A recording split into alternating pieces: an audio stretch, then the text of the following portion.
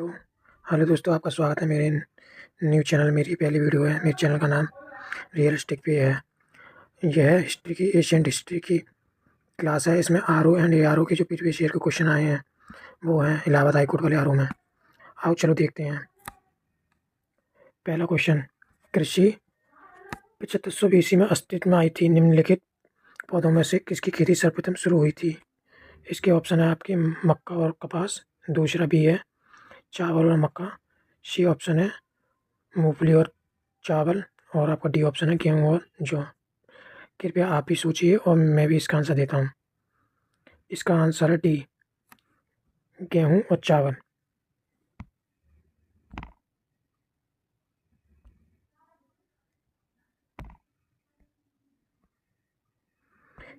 इसका आंसर देख लेते हैं क्या है। कृषि 7500 BC में अस्तित्व में आई थी। नवपाषाण काल में गेहूँ और जौ की खेती सर्वप्रथम शुरू हुई थी, जिसके मानव सभ्यता में कृषि का उदय हुआ था। लोगों में खाना बदोश जीवन छोड़कर स्थायी जीवन जीने की शुरुआत हुई थी। हड़प्पाकालीन स्थल मेहरगढ़ से गेहूं के प्राचीनतम साक्ष्य मिलते हैं। ये हड़प्पाकालीन स्थल मेहरगढ़ है। ये इस टाइम अब पाकिस्तान में है। और इससे पहले अब एक नई खोज में ये हुआ है कि लोहरा देव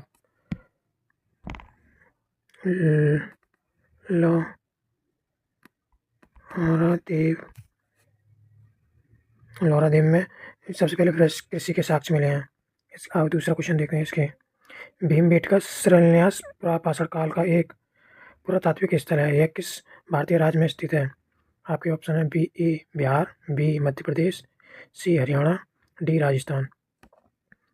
इसका आंसर है बी मध्य प्रदेश।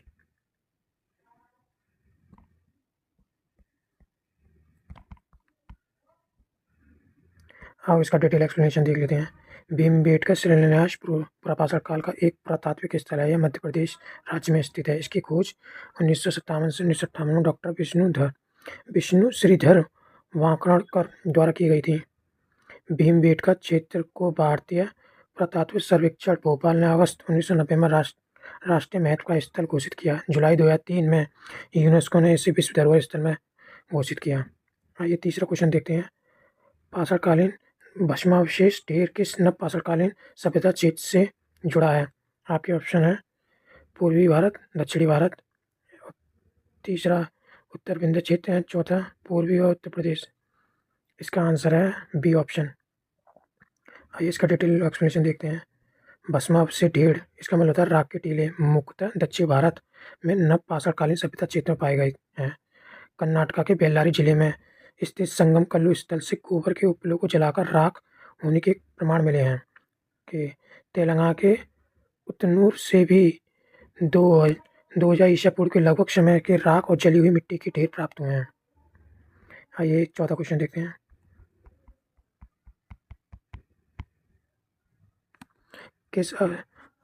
किस अवधि काल में मनुष्य खाद्य संग्राहक से खाद्य उत्पादक बना?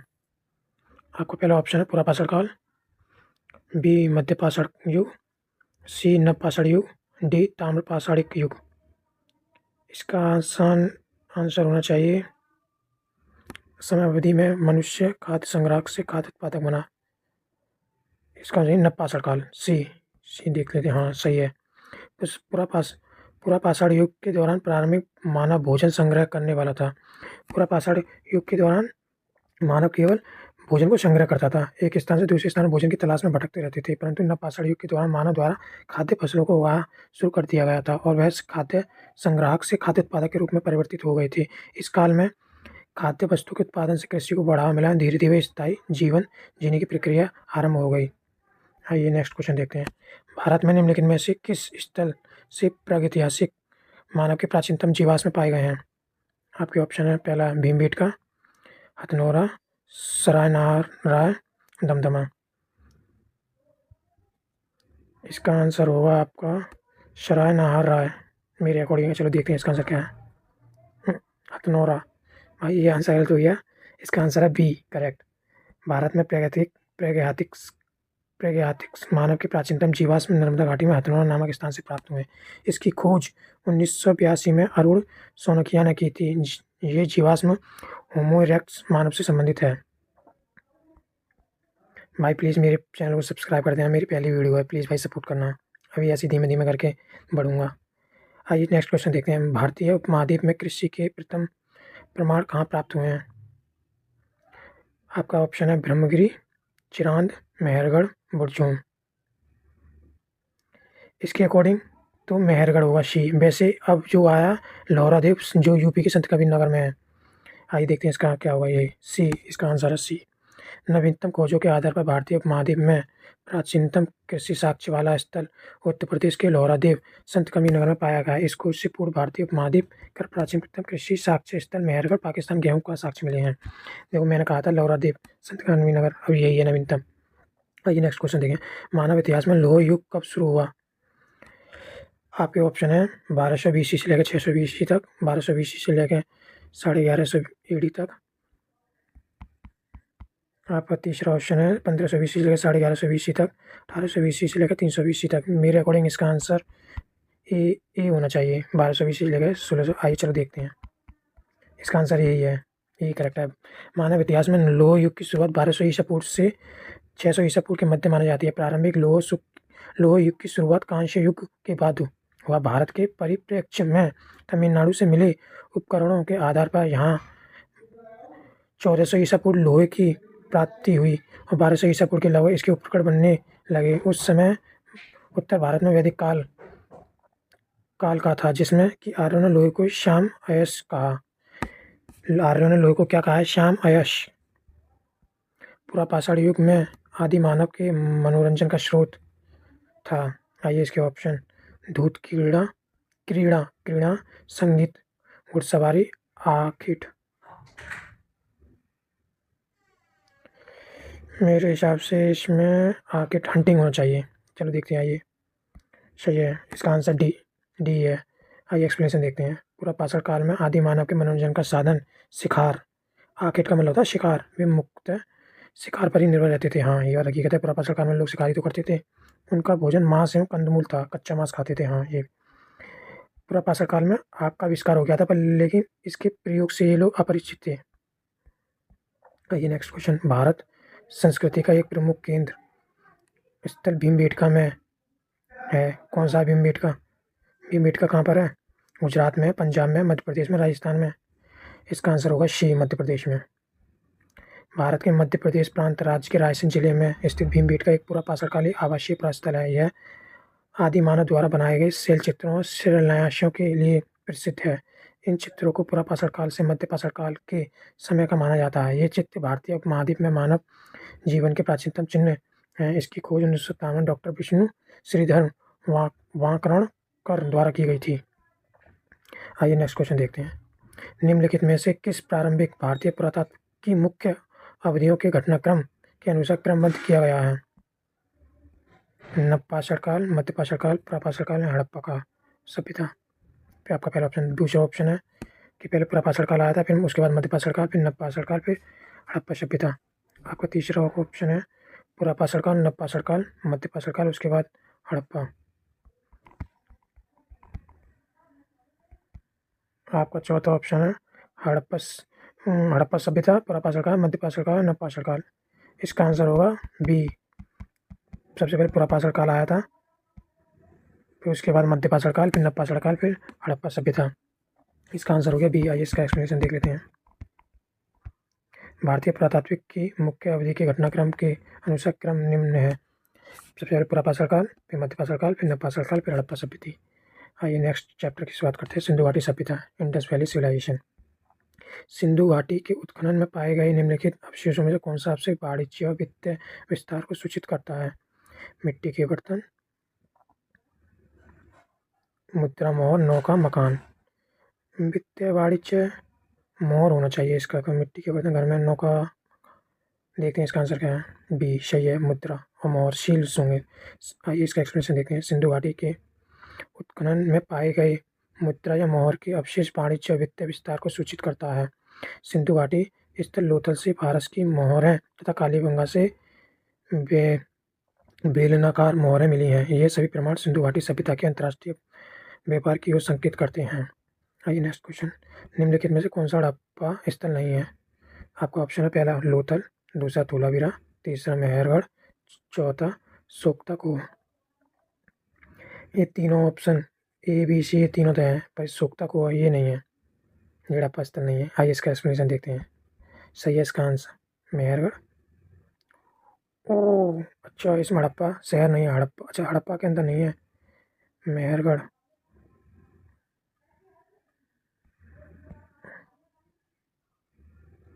ओके चलो इसका आंसर, चलो एक्सप्लेनेशन देख लेते हैं। मेहरगढ़ हड़प्पा सभ्यता सिंधु सभ्यता से संबंधित नगर नहीं है, यह नपाषाणकालीन स्थल है। ओके मेहरगढ़ नपाषाणकालीन स्थल है।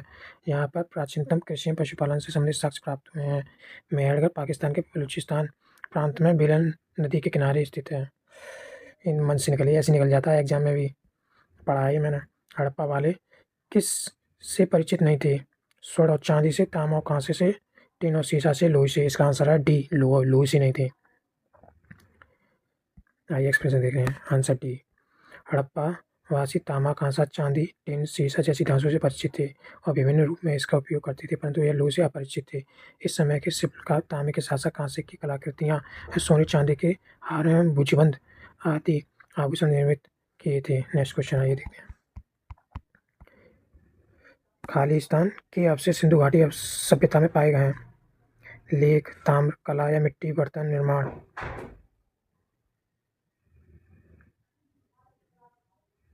इसका आंसर गैस करेंगे, मिट्टी बर्तन निर्माण, पोट्री मेकिंग होनी चाहिए। चलो देखते हैं, सही है इसका आंसर डी।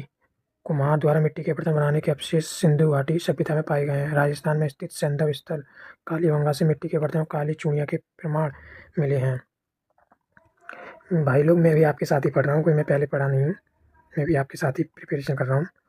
कपड़े के लिए कपास सबसे पहले कहाँ उगाया गया? आपके ऑप्शन है, पहला मिस्र, दूसरा मेसोपोटामिया, तीसरा चीन, चौथा भारत। कपास का सबसे पहले भारत में ही है, कपास का मूल स्थान भारत है। इसका आंसर डी है। आइए देखते हैं, एक्सप्लेनेशन देखते हैं इस क्वेश्चन का। कपड़े के लिए कपास सर्वप्रथम भारतीय उपमहाद्वीप में 3000 ईसा पूर्व सिंधु घाटी सभ्यता में उगाया गया। वर्तमान पाकिस्तान के बलूचिस्तान प्रांत में प्राप्त हड़प्पा स्थल मेहरगढ़ से कपास के प्रमाण मिले हैं, जबकि सूती कपड़े के प्रमाण मोहनजोदड़ो से प्राप्त हुए हैं। नेक्स्ट क्वेश्चन, सिंधु सभ्यता के लोग का मुख्य व्यवसाय था, क्या था? ऑप्शन है आपकी, पहला है कृषि, दूसरा है पशुपालन, तीसरा है शिकार, चौथा है वाणिज्य। इसका ऑप्शन डी वाणिज्य। आइए देखते हैं सही है क्या है। सिंधु घाटी के लोग मुख्य व्यवसाय कृषि था। भाई इसका ऑप्शन गलत हो गया, इसका कृषि है आंसर। सिंधु घाटी सभ्यता 2500 BC से लेकर 1750 BC सिंधु नदी के क्षेत्र में बसी एक नगरीय सभ्यता थी। यहाँ के लोग मुख्य व्यवसाय कृषि था, क्योंकि सिंधु नदी के आसपास की भूमि अत्यंत थी। यहाँ अच्छी वर्षा में वर्षा होती थी, जिससे फलस्वरूप लोगों को गेहूँ, जौ, मटर, सरसों आदि उगाने में सहायता मिलती। ध्यातत्व है कि मोहनजोदड़ो से प्राप्त विशाल अन्नागार, लोथल से चावल के अवशेष और कालीगंगा से प्राप्त जुटे हुए खेतों के प्रमाण सभी सिंधु सभ्यता में कृषि के ठोस प्रमाण प्रस्तुत करते हैं। सर्वप्रथम कपास उत्पन्न करने का श्रेय भी सिंधु घाटी सभ्यता के लोगों को जाता है। आइए नेक्स्ट क्वेश्चन, हड़प्पा नगर धोलावीरा जैसे यूनेस्को विश्व धरोहर सूची में शामिल किया है, कहाँ स्थित है? आपका ऑप्शन पहला गुजरात, दूसरा राजस्थान, तीसरा मध्य प्रदेश, चौथा उत्तर प्रदेश। इसका आंसर है गुजरात। आइए एक्सप्लेनेशन देखते हैं, सही है या गलत है। सही है हमारा आंसर ए, हड़प्पा स्थल धोलावीरा जैसे यूनेस्को विश्व धरोहर सूची में 24वें स्थल के रूप में शामिल किया गया है। गुजरात राज्य में स्थित है। धोलावीरा किस खोज 1967 से लेकर 1968 में जेपी जोशी द्वारा की गई थी? धोलावीरा की खोज किसने की थी? इसे याद रखना, जेपी जोशी। कब की थी? 1967 से लेकर 1968 के बीच में। इस नगर को 3 भागों किला मध्यनगर निचला नगर में विभाजित किया गया है। सिंधु घाटी सभ्यता का एकमात्र स्थल जिसे 3 भागों में विभाजित किया है, उसका नाम है धोलावीरा, और सभी को 2 भागों में विभाजित किया गया था। यह भारत में स्थित सिंधु सभ्यता का दूसरा सबसे बड़ा स्थल है। सबसे बड़ा है राखीगढ़ी और दूसरा है धोलावीरा। आइए नेक्स्ट क्वेश्चन पे, निम्नलिखित में से कौन सा प्राचीन नगर बांधों की एक निर्माण श्रृंखला है? संयोजित जलाशयों में जल पहुंचाने की पद्धति द्वारा अपने जल संचय की सुपरिष्कृत प्रणालियां प्रबंधन के लिए सुविख्यात है। आपका आंसर है धोलावीरा, कालीबंगन, राखीगढ़ी, रोपड़। आपको समझ में ना आए ना तो इंग्लिश में भी पढ़ लिया करिए कभी कभार। Which of the following Asian town is well known for the elaborate system of water harvesting and management, holding a series of dam and channelizing water into connected reservoir. इसका आंसर धोलावीरा होना चाहिए। सबसे ज़्यादा वाटर मैनेजमेंट का धोलावीरा में था। ये इसका आंसर। आइए देखते हैं सही है।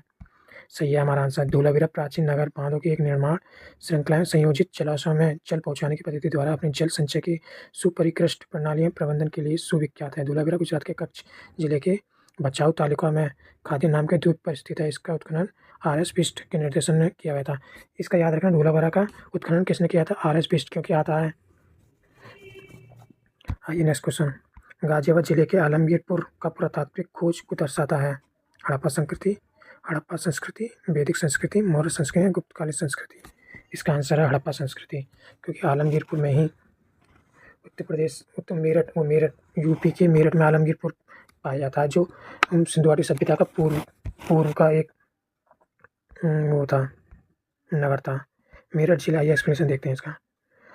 मेरठ जिले के आलमगीरपुर पुरातात्विक खोज हड़प्पा संस्कृति को दर्शाता है। आलमगीरपुर यमुना की सहायक हिंडन नदी के बाएं तट पर स्थित है। ये आलमगीरपुर किस नदी पर, याद रखिए, हिंडन नदी के बाएं तट पर स्थित है।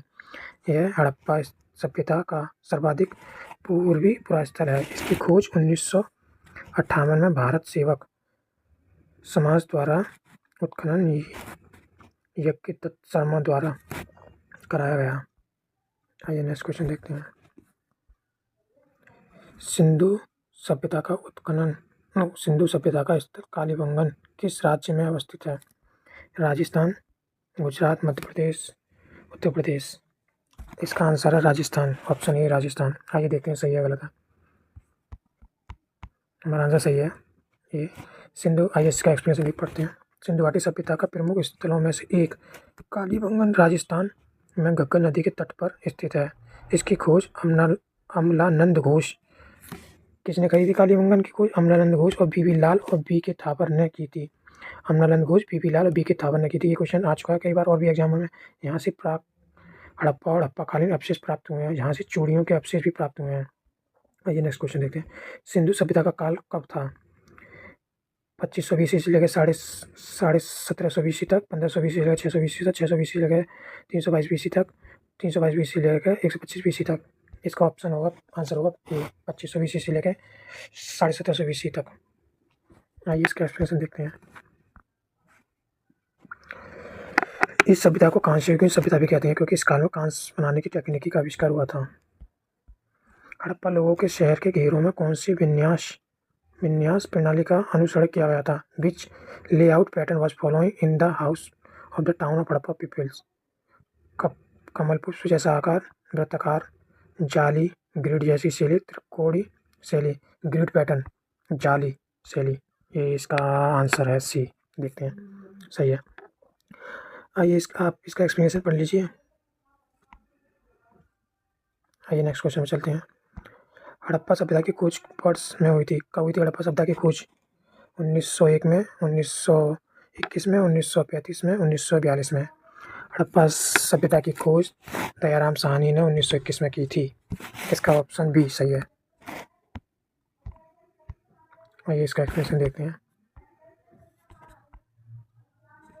हड़प्पा सभ्यता की खोज 1921 में दयाराम साहनी ने के द्वारा की गई थी। हड़प्पा पाकिस्तान के पंजाब प्रांत द्वारा एक स्थल है जो रावी नदी के तट पर। हड़प्पा किस नदी के तट पर, याद रखना, रावी नदी के तट पर। कहाँ पर स्थित है? पंजाब पाकिस्तान वाला पंजाब, इंडिया वाला नहीं। आइए नेक्स्ट क्वेश्चन। सिंधु घाटी सभ्यता की खोज किसने की थी? सिंधु घाटी सभ्यता की खोज Leonard Woolley, B.S. Agrawal, Dayaram Sahni, A.L. भाषण। अभी आपको बताया तो दयाराम साहनी। आइए एक्सप्लेनेशन वही है। आइए नेक्स्ट क्वेश्चन पर चलते हैं। हाँ, ये एक्स्ट्रा चीज़ से पढ़ लीजिए। पश्चिमी, मतलब कि सिंधु घाटी सभा के सबसे पश्चिमी, उत्तरी और दक्षिणी स्थल निम्नलिखित हैं स्थित है। सबसे पश्चिम में, वेस्टर्न में कहाँ पर? सुतका कैंगडोर जो बलूचिस्तान में। सुतका कैंगडोर किस नदी के तट पर है? दास्क नदी के किनारे। किस नदी के किनारे? दास्क नदी के किनारे। और उत्तरी नगर कौन सा था? मांडा, जो कहाँ पर है? जम्मू कश्मीर में। किस नदी के किनारे? चिनाब नदी के किनारे। ये तो भारत में ही है। और पूर्वी पूर्वी नगर कौन सा था? आलमगीरपुर, जो कि मेरठ में यूपी में है। किस नदी के तट पर है? हिंडा नदी के तट पर है। और दक्षिण दई अहमदनगर, गोदावरी नदी के किनारे दई दैमाबाद, दई भी है, दैमाबाद है वैसे इसका आंसर, दैमाबाद है जो कि महाराष्ट्र में है। आइए नेक्स्ट क्वेश्चन देखते हैं। निम्नलिखित में से भारत के पुरातात्विक सर्वेक्षण के किस डायरेक्टर जनरल ने पूरे विश्व के समक्ष मोहनजोदड़ो की खोज की घोषणा की? आपके ऑप्शन है Rai Bahadur Dayaram Sahni, John Marshall, Alexander Cunningham और डॉक्टर जेम्स बर्गल्स। पूरे विश्व में समक्ष मोहनजोदड़ो की खोज की घोषणा जॉन मार्शल ने की थी। इसका आंसर है, इसका एक्सप्लेनेशन देखते हैं। चलो, इसका आंसर है बी, सही है। भारतीय पुरातात्विक सर्वेक्षण संस्कृति मंत्रालय के अधीन एक विभाग है, याद रख लेना। भारतीय पुरातात्विक सर्वेक्षण किसके अधीन आता है? संस्कृति मंत्रालय के अधीन आता है। भारत में सर्वेक्षण 1861 अलेक्जेंडर कनिंघम को पुरातात्विक सर्वेक्षण के रूप में नियुक्त किया गया था। 1900 किसे नियुक्त किया था? अलेक्जेंडर कनिंघम को। लॉर्ड कर्जन के समय में इसे भारतीय पुरातात्विक सर्वेक्षण के रूप में केंद्रीकृत कर जॉन मार्शल को इसका प्रथम महानिदेशक बनाया गया था। जॉन मार्शल को क्या बनाया था? प्रथम महानिदेशक, जिन्होंने पूरे विश्व के समक्ष मोहनजोदड़ो की खोज की घोषणा की। मोहनजोदड़ो की खोज 1922 में राखालदास बनर्जी ने की थी। मोहनजोदड़ो की खोज किसने की थी? राखालदास बनर्जी ने 1922 में। मोहनजोदड़ो किस नदी के तट पर है? आप बताइए। आइए नेक्स्ट क्वेश्चन पढ़ते हैं। मांडा जम्मू कश्मीर सिंधु सभ्यता का सबसे उत्तरी भाग नदी के तट पर है। किस नदी के तट पर है? मांडा जम्मू कश्मीर, अभी हमने ऊपर पढ़ा था। इसका ऑप्शन देख लेते हैं। झेलम, सतलज, चास्का, चिनाब। इसका आंसर है डी, चिनाब। मांडा चिनाब नदी के तट पर स्थित जम्मू कश्मीर में सिंधु सभ्यता का सबसे उत्तरी भाग है। सिंधु सभ्यता का विस्तार पश्चिम में बलूचिस्तान तक, पूर्व में आलमगीर उत्तर प्रदेश तक, दक्षिण में दाइमाबाद महाराष्ट्र तक और उत्तर में मांडा जम्मू कश्मीर तक था। आइए नेक्स्ट क्वेश्चन देखते हैं। निम्नलिखित में से हड़प्पा कौन सा पुरास्थल अफगानिस्तान में मिला है? कौन सा मिला है अफगानिस्तान में? लोथल, सोरतुगई, सिंध, बनावली। लोथल तो गुजरात में, सिंध पाकिस्तान पंजाब में, बनावली हरियाणा में, सोरतुगई यही है अफगानिस्तान में। आइए देखते हैं इसका एक्सप्लेनेशन में। हड़प्पा का सोरतुगई पुरास्थल उत्तरी अफगानिस्तान के बत्सकान प्रांत में कोकचा नदी, ओक्सस नदी के विलय क्षेत्र के पास 2000 ईसा पूर्व में स्थापित सिंधु घाटी सभ्यता की एक व्यापारी बस्ती थी। सोरतुगई को सिंधु घाटी सभ्यता का सबसे उत्तरी पुरास्थल माना जाता है। सोरतुगई पुरास्थल की खोज 1976 में की गई। ओके, थैंक यू भाई। प्लीज़ इसे सब्सक्राइब करो चैनल को। मैं इस बुक के सभी हिस्ट्री, ज्योग्राफी सभी के आपको वीडियो लाता रहूँगा। और यूपी इलाहाबाद हाईकोर्ट आरोप जो आने वाले टाइम में होने वाला कुछ महीनों में, इसकी तैयारी आपके साथ मेरे साथ आप भी करिए। Please subscribe my channel realistic पे। प्लीज़ भाई सपोर्ट मी। Thank you. नमस्कार।